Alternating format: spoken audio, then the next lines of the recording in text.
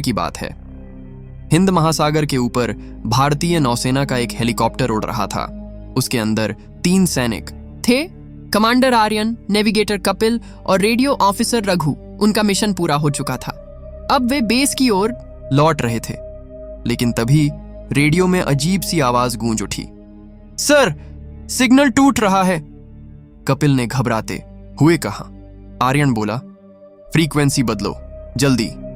रघु ने कंपास देखा और उसका चेहरा उतर गया। सर, हम गलत दिशा में जा रहे हैं। आसमान पर काले बादल छा चुके थे। हवा ऐसी थी जैसे सागर अपना गुस्सा उगल रहा हो। आर्यन चिल्लाया, ऊंचाई कम करो तुरंत। पर तभी बिजली कड़की और हेलीकॉप्टर बुरी तरह हिल गया। फ्यूल गिरने लगा। कपिल बोला, सर, फ्यूल खत्म हो रहा है। आर्यन ने नीचे देखा।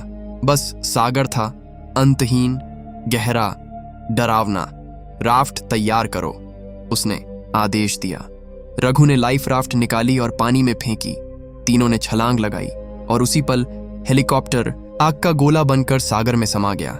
चारों तरफ बस लहरें थीं, धुआं, पानी और सन्नाटा। रघु कांपती आवाज में बोला, सर, बेस हमसे संपर्क करेगा ना? आर्यन ने आसमान की तरफ देखा। अब कोई नहीं आएगा रघु, अब हमें खुद से। तीनों एक छोटी सी राफ्ट में थे, न खाना, न पानी, न दिशा, और वहीं से शुरू हुई उनसे। सुबह की पहली किरण जब उनके चेहरों पर पड़ी तो ऐसा लगा जैसे सूरज कह रहा हो, देखो, अभी खत्म नहीं हुआ। चारों ओर बस पानी था, पानी और सन्नाटा। कपिल ने धीरे से कहा, सर, यह सागर कितनी दूर तक जाता है? आर्यन ने आसमान की ओर देखा और बोला, उतना ही जितनी दूर तक इंसान की उम्मीद जा सकती है। राफ्ट पर बस एक आधी बोतल पानी था। तीनों ने तय किया, हर दिन बस एक एक घूंट। रघु ने पहला घूंट लिया और बोला, इतना मीठा पानी मैंने कभी नहीं चखा। आर्यन मुस्कुराया, जब मौत करीब हो तो जिंदगी का हर कतरा मीठा लगता है। तीसरे दिन तक उनकी हालत बिगड़ने लगी। कपिल की आवाज टूट गई, सर, कोई सिग्नल नहीं, कोई जहाज नहीं, हम मरने वाले हैं। आर्यन ने सख्ती से कहा, जब तक सांस है तब तक हार नहीं। याद रखो कपिल, सैनिक कभी हार नहीं मानता। रघु ने थके हुए लहजे में कहा, पर अगर पानी ही नहीं मिला तो? आर्यन बोला, तो आसमान से मांगेंगे। और जैसे ऊपर वाले ने उनकी पुकार सुनी, अचानक काले बादल छा गए। हवा चली, बूंदें गिरी और फिर बरसात होने लगी। तीनों ने अपने कपड़े फैला दिए, हाथों में बर्तन, टिन के डिब्बे, जो कुछ था सब रख दिया। पहली बूंद जब उनके होंठों पर गिरी तो तीनों एक साथ हंस पड़े। रघु ने कहा, लगता है ऊपर वाले को भी हमसे उम्मीद है। आर्यन ने धीरे से उत्तर दिया, नहीं रघु, उसे हमारी जिद पर भरोसा है। रात ढलने लगी। आसमान में तारे टिमटिमा रहे थे। आर्यन ने आसमान की तरफ देखा और कहा, कल शायद कोई जहाज दिखे या फिर एक और परीक्षा। और समुद्र की लहरें मानो जवाब दे रही थीं, परीक्षा खत्म नहीं हुई कमांडर, असली इम्तिहान अभी बाकी है। 6 दिन बीत चुके थे। सूरज अब उनका दुश्मन बन चुका था। उसकी हर किरण जैसे कह रही थी, अब और नहीं आया। सर, अब मुझसे नहीं होगा। आर्यन ने उसकी आंखों में देखा। कपिल, जब हिम्मत टूटती है मौत मुस्कुराती है, और मैं नहीं चाहता कि वो हम पर हंसे। रघु थक चुका था। उसने राफ्ट के किनारे पैर लटकाए, बस एक डुबकी लगाऊं, थोड़ा ठंडा पानी मिल जाएगा। आर्यन ने झट से कहा, नहीं, पैर मत डाल। और तभी नीचे से कुछ टकराया। राफ्ट झटके से हिली। तीनों ने नीचे झांका। गहराई में एक विशाल साया घूम रहा था। लहरें फुसफुसा रही थीं। तुम हमारे इलाके में हो। आर्यन ने आंखें बंद की और बोला, कभी कभी जिंदगी हमें डराने नहीं, जगाने आती है। कुछ घंटों बाद वह साया गायब हो गया, पर अब भूख असहनीय थी। रघु ने अपनी बेल्ट का हुक निकाला, उसमें डोरी बांधी और उसे पानी में डाला। घंटों कोशिश के बाद कुछ फंसा। तीनों ने मिलकर उसे खींचा, वो एक छोटी सी मछली थी। तीनों ने उस मछली को मिल बांट कर खाया। ना नमक ना स्वाद, फिर भी आंखों में चमक आ गई। कपिल ने मुस्कुराकर कहा, लगता है आज सागर ने दया दिखाई। आर्यन बोला, नहीं, उसने हमें एक और दिन की मोहलत दी है।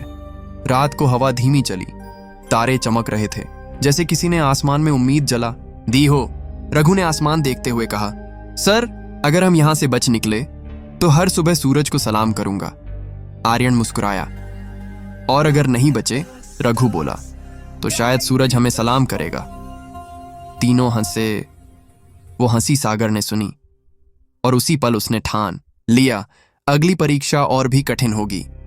7वां दिन था। आसमान काला हो चुका था, बिजलियां चमक रही थीं और समुद्र उफान पर था। लहरें मानो चीख रही थीं। अब तुम नहीं बचोगे, कपिल ने घबरा कर कहा। सर, ये तूफान है या सागर का गुस्सा? आर्यन ने आंखें बंद की और बोला, दोनों, लेकिन हमें झुकना नहीं है।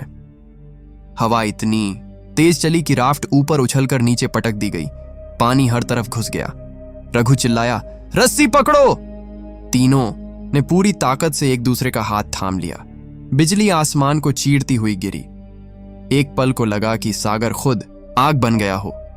आर्यन गरजा, मत छोड़ो। लेकिन तभी एक विशाल लहर आई और नाव उलट गई। सब कुछ बिखर गया। पानी, चीखें, अंधेरा। आर्यन ने कपिल का हाथ पकड़ा, पर रघु दूर जा चुका था। एक्सपेरिमेंट करने का मन तो करता है, पर सबने रघु! उसकी आवाज तूफान में डूब गई। सिर्फ सागर की गर्जना सुनाई दे रही थी। फिर एक चीख और सन्नाटा। सुबह जब सूरज निकला, सागर शांत था, लेकिन रघु अब नहीं था। कपिल की आंखों से आंसू बह निकले। सर, वो चला गया। आर्यन ने आसमान की ओर देखा। नहीं बेटा, वो गया नहीं, उसने हमें बचा लिया। दोनों ने हाथ जोड़कर समुद्र की ओर झुका सिर। कपिल बोला, अब क्यों जियन सर? आर्यन ने अपनी जेब से एक छोटी तस्वीर निकाली। एक बच्ची की मुस्कान थी उसमें। क्योंकि मैंने उससे वादा किया था। आर्यन की आवाज कांप रही थी। उसने कहा था, पापा वापस आना, और मैं वादा तोड़ नहीं सकता। कपिल ने धीरे से सिर झुकाया। तो फिर मैं भी अपने परिवार के वादे के लिए जीऊंगा। दोनों ने टूटी नाव सीधी की। थके हुए हाथों से, कांपते हुए शरीर से उन्होंने चप्पू उठाए।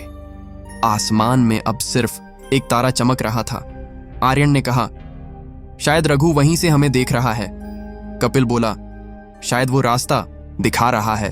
और फिर उन्होंने दूर क्षितिज पर कुछ देखा, एक धुंधली परछाई, जैसे जमीन, जैसे उम्मीद।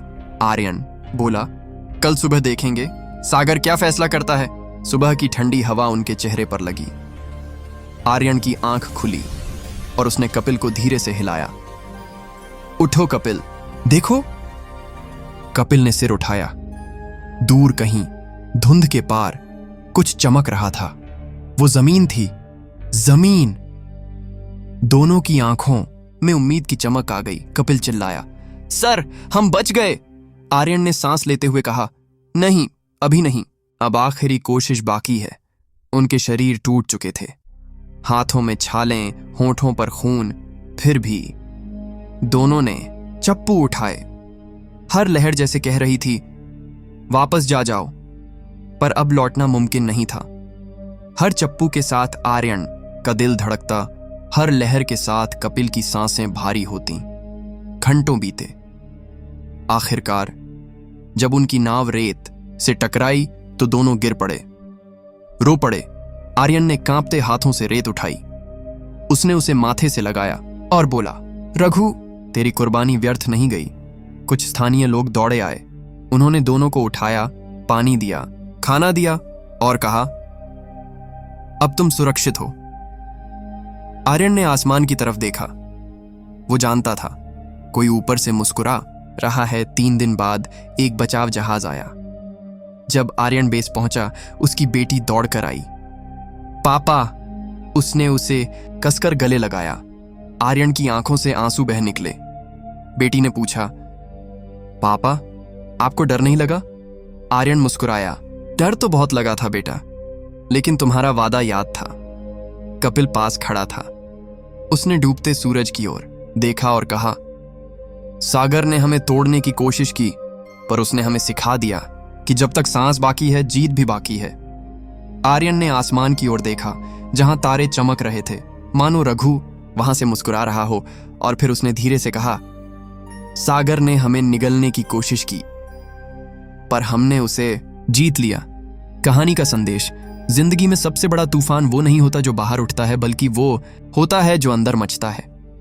लेकिन अगर दिल में वादा सच्चा हो, तो कोई भी सागर कितना भी गहरा क्यों ना हो, आखिर झुक जाता है।